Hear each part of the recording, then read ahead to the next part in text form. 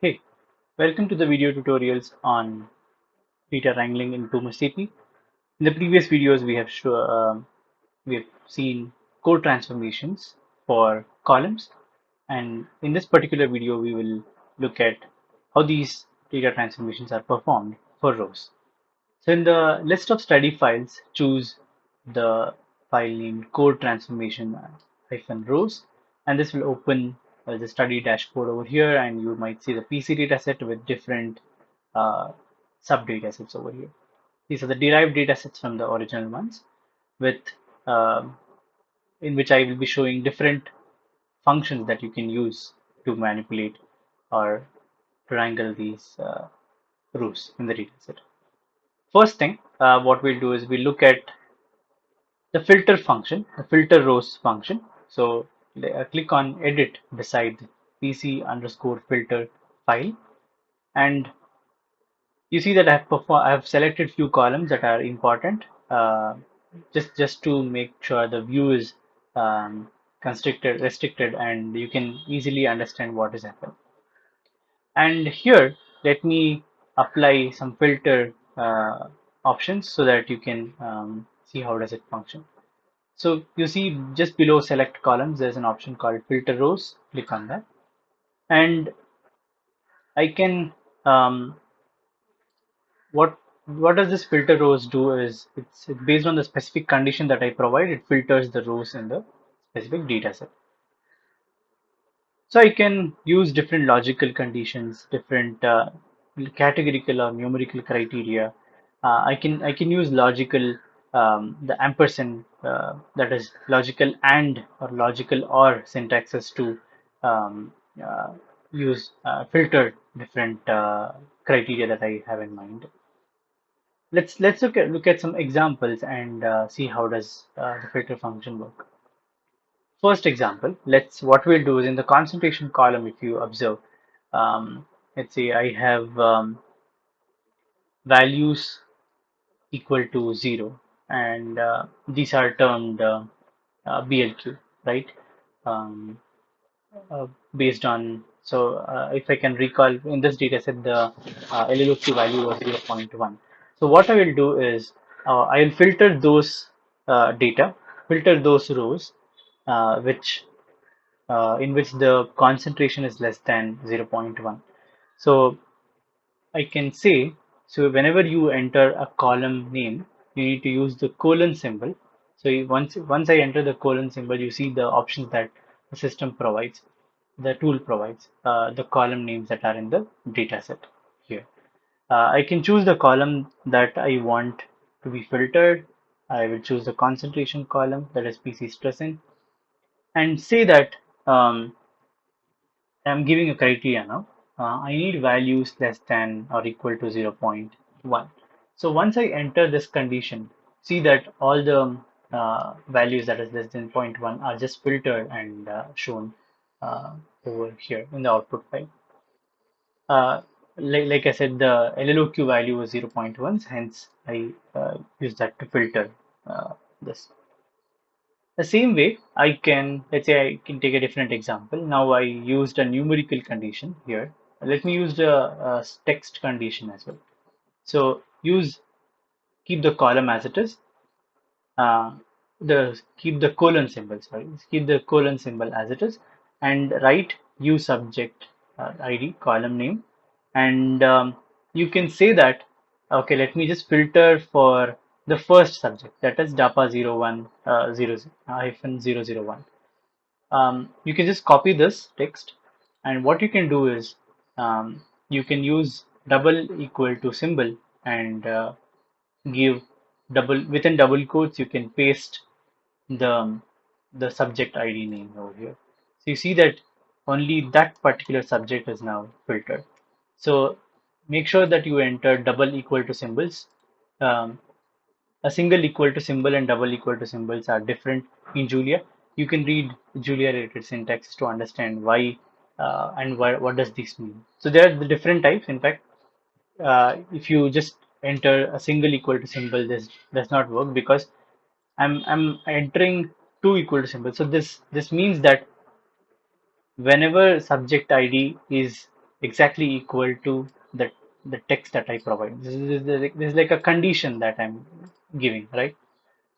And there's one more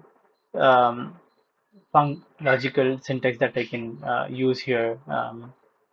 Maybe can give an example. You can use the 3 equal to symbol as well. So what does this 3 equal to symbol mean? What does this 2 equal to symbol? What is different between these two? So whenever you have missing values, maybe you can use the 3 equal to symbol uh, in the column. Let's say the subject ID column had missing values, and you wanted to filter it just for this particular ID. And if you had missing values and you just use a 2 equal to symbol, then it will provide error saying you have both missing values and strings in your column and does not allow you to go forward. So this is better to use when you have missing values as well. So this way you can filter out string values in your data. Let you might ask, okay, what if I want to filter both the conditions? Let's say I want to filter BLQ values as well. I want to filter it for just for the first subject. I can do that as well. Like, it's very simple.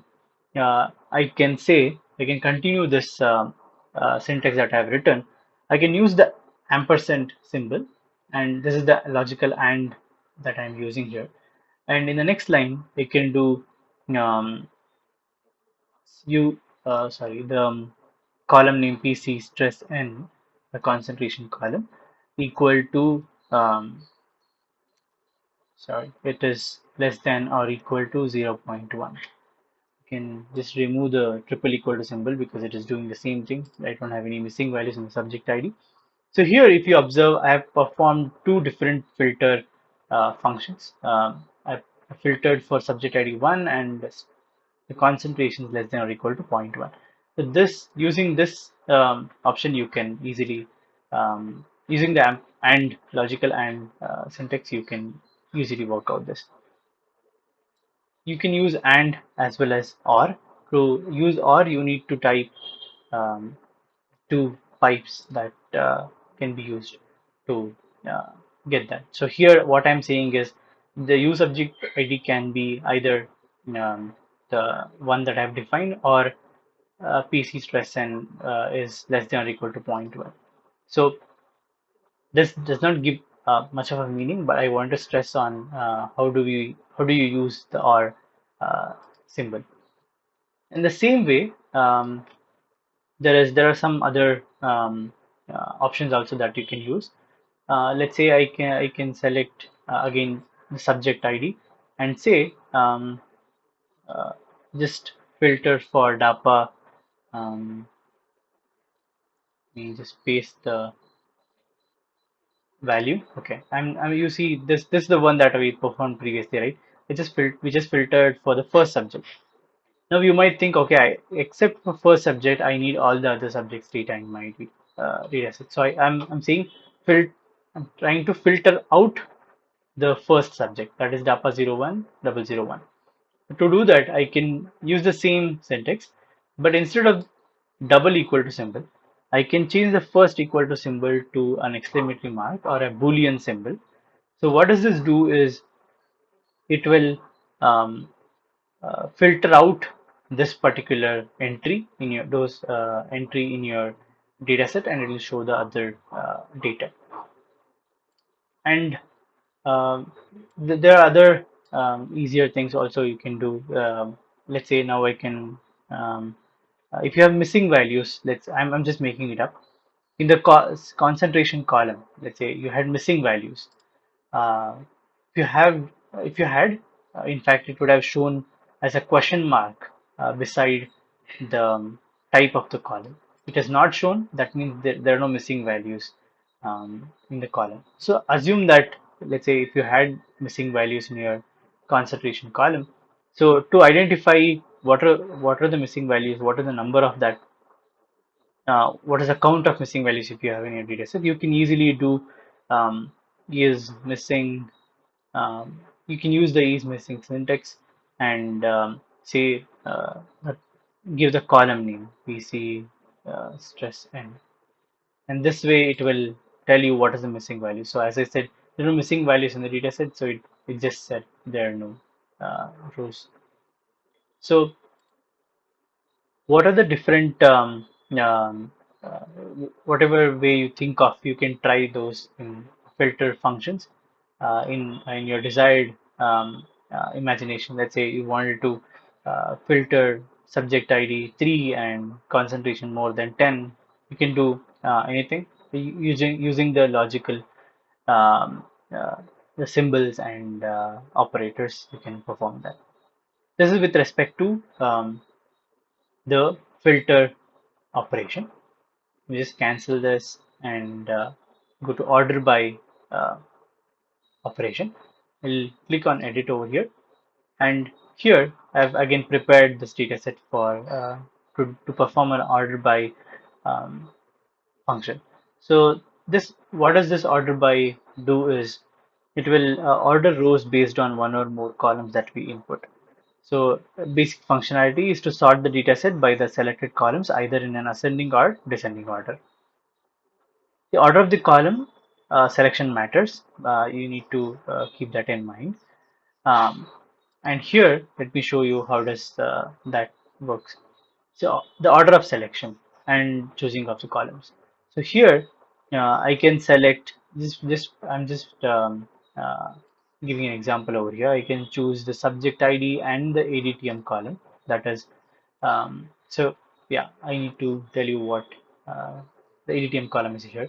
So I said I had selected important columns over here, and using the date time function for the column PCDDC, I've converted a string column that was previously there as PCDDC to ADTM column as a date time variable. Uh, I'll highlight upon this in the derive function videos that will be in the further section. So once this, you can see that how the order by works in this particular data set.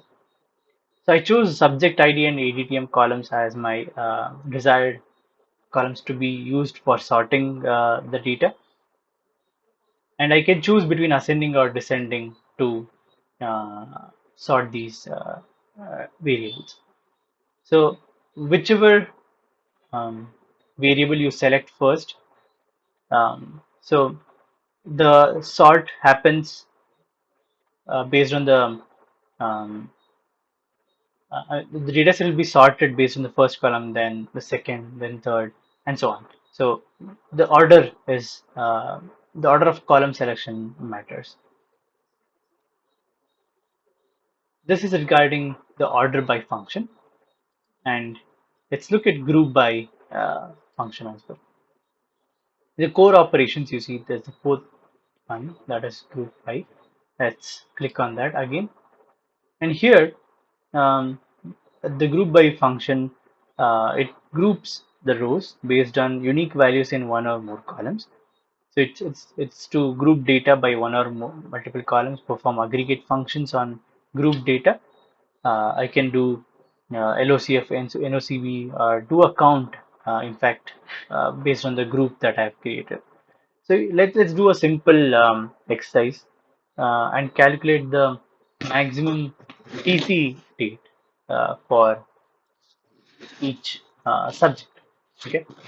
So here, what I can do is, in after opening the group by operator, I can select the subject ID as my grouping variable, and you see that there's no change in the dataset as such, but a grouping has happened internally. And now, to see how this works, I can I can use the derive column. So this derive function is to create new columns. So this will be highlighted. This will be explained in further videos. We don't need to worry much about derive for now. So just type maximum function and use PC sequence as my column name. So you see that there's a column called PC sequence. I'm using that and saying give me the maximum value of PC sequence for each subject. And if I give a name for this maximum sequence, so I'm creating a new column. You observe that now there's a new column that is being created for the max sequence. And here you see there's one thing that I missed, and you can easily observe what is the reason. When I entered maximum, and what I desire here is I need the maximum values per subject. So per subject, what is the maximum sequence that we observe is if I scroll down, you see 64 is the maximum number for each subject. And what I expected was all the rows in this particular column should be 64. And it is not happening because I chose this as by row. I'll select this as by column. What is the difference between by row? Why do we choose by column? In what instances? That is completely explained in derive videos. Okay.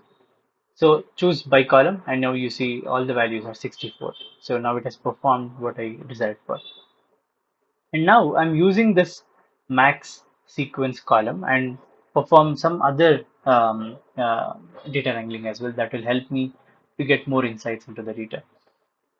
Here, what I do is I click on derive again, and then I'm saying if the PC sequence column is equal to the max sequence column, then uh, give me the date of that is present in the ADTM column, else keep it missing. I'll give the name as max PC date. So you see that now a new column has been created, and this you observe whenever. So what the condition that I have written here is whenever this column value is equal to this column value, give me the date part of the ADTM column. So that is what I have written over here, and the date functions are explained in further videos. So if I scroll down here, yeah, you see when 64 is when this PC sequence is equal to max sequence, it provides me the date of the ADTM column. Okay, and I can use this um, uh, max PC date for further calculations. Let's say maybe calculating different time variables, NFRLT, NRLT. So there are other columns that would come in, but I would highlight why this is important here. Um, Using this, I can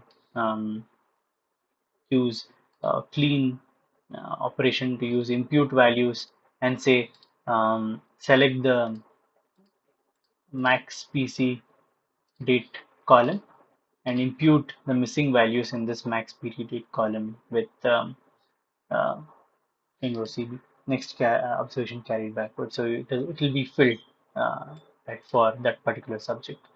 So I can do multiple things by just using the group by function. So you need to keep in mind that the group by operation is only applied to the transformation invoked right after the grouping operation. So whatever you perform just after the group by operation, this is applied to that. So whenever if you have to do, let's say, a grouping operation again, then you need to call group by and then say perform the same step again here to do that. But here we just needed the group by operation for getting the maximum sequence, and further things did not require the group by function. So yeah, so this is regarding the group by um, function in the data wrangling wizard. This will be very helpful for day-to-day data wrangling workflows. And for the further videos, we'll be covering how to create new columns, how to convert units, and also to rename and work with columns. So um, I hope this core transformations for rows help you. Stay tuned for other videos, and thanks for watching.